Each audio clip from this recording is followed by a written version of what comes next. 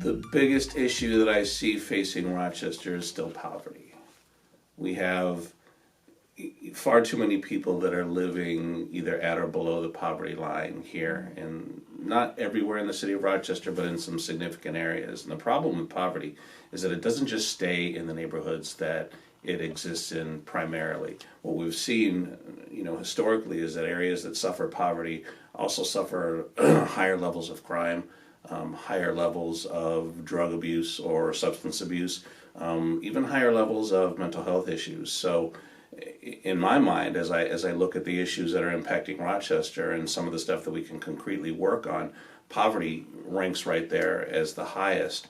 During my conversations as I've been petitioning and walking for this chair, most of the people that I talk to are very, very interested in our educational system. Well, we know that if you fix an educational system, then you can impact those families that are suffering at or below poverty line. So I'm approaching it from that point of view. The challenge is going to be able to keep them here in Rochester, but if you educate our children properly and you develop a workforce that can compete in the industries that exist here.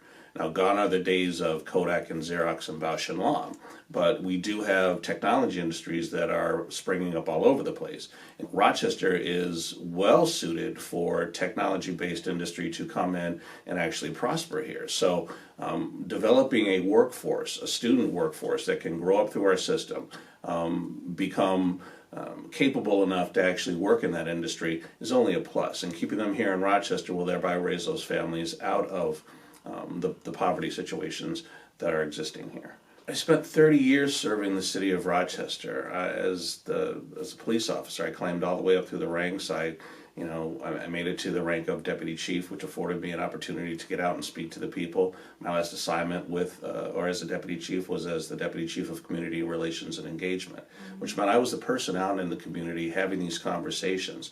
So for me, this is another way for me to serve. I'm not a real fan of developing temporary solutions to the issues that are facing us. I'm more of a fan of developing sustainable solutions that actually work, that will be working 10 years from now when I'm even more retired than I am right now.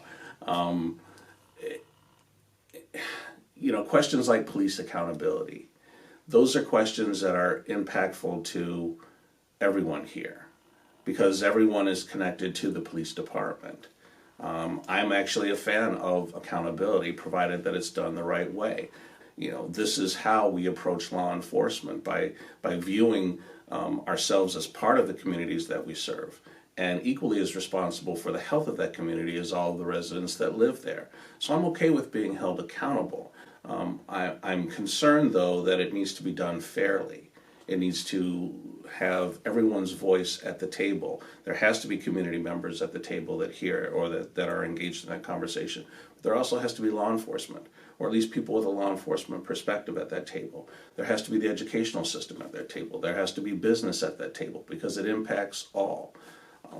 Same with poverty. If we're going to truly tackle the issue of poverty, then everyone needs to be at the table for that as well. Community policing is really supposed to be, and unfortunately oftentimes people use that term without a true understanding of what it means.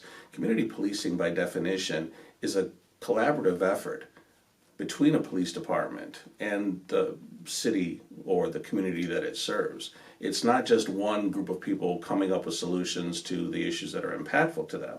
It's everyone sitting at a table and figuring it out. It's part of the reason why, when I was with the department, one of the last things I did for the department was put together a police training advisory committee for questions such as this. Because questions were beginning to spring up in our community as to what they were doing, I felt, at the time Chief Simonelli felt, it was a good idea to put together a group of people from as wide a spectrum of people as possible to sit at a table and be presented with the training of the department, all of the policies and procedures of the department, so that they could do two things. One, act as an advocate in the community when questions of training came up, but also to make recommendations from the community as to exactly how they thought the Rochester Police Department should be operated. Now, to me, that's a microcosm of how successful government should work.